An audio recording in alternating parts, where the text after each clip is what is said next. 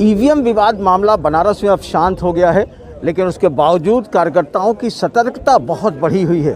देर रात जो है वो ईवीएम की जांच कराई गई।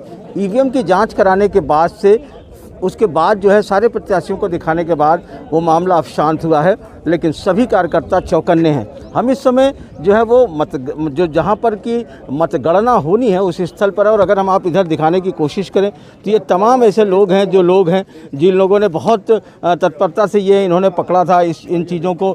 जब गाड़ी जा रही थी तब ये थे वहाँ पर मौजूद, इन्होंने पकड़ा था। इस तरीके के लोग थे। और अगर हम इधर दिखाएं तो तमाम ऐसे जो कार्यकर्ता हैं समाजवादी पार्टी की या दूसरे पार्टी की, वो सारे लोग जो है यहाँ पर जुटे हुए हैं ईवीएम की सुरक्षा के लिए। और अगर इस जगह दिखाएं तो यहाँ पर जो है वो पूरा एक जो है वो ना वो जो सीसीटीवी कैमरा है उसके ज़रिए जो है वो देखने की कोशिश हो रही कि कहीं कोई स्ट्रांग रूम में कोई गड़बड़ी तो नहीं है, और वो सारी चीज़ें हैं। तो यहाँ पर ये सारी चीज़ें ये लोग देख रहे हैं। इस जगह पर ये एक व्यवस्था यहाँ बनाई गई है इसको लेकर के।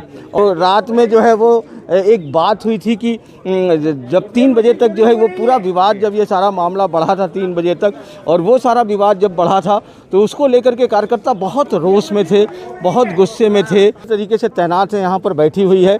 और जब हमारी जिलाधिकारी से बात हुई रात में तो उन्होंने ये बताया कि जो ईवीएम ले जाने का था उसके प्रोटोकॉल में उन्होंने माना कि उसके प्रोटोकॉल में गलती हुई थी। एडीएम जो थे वो उसे बिना सूचना के ले जा रहे थे, जबकि उन्हें सूचना देनी चाहिए थी।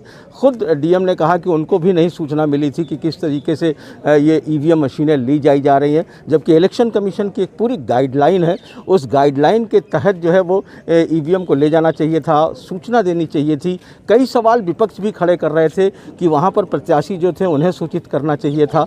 दूसरा, अगर ये ट्रेनिंग के लिए जा ही रही थी तो इतना छुपाना क्यों था, इस बात को लेकर के भी बहुत कयास उठे। ये सारी चीज़ें हुई। उसको लेकर के डीएम ने खुद कहा, जब मेरी पर्सनल बातचीत हुई तो उसमें उन्होंने कहा कि एडीएम ने जो आज सुबह 9 बजे उसको जाना था ट्रेनिंग के लिए, लेकिन वो कल शाम को 4 बजे ले जा रहा था। क्यों ले जा रहा था, क्या उसकी मंशा है, इस मंशा पर उन्होंने पत्र एक लिख करके इलेक्शन कमीशन को भी दिया है।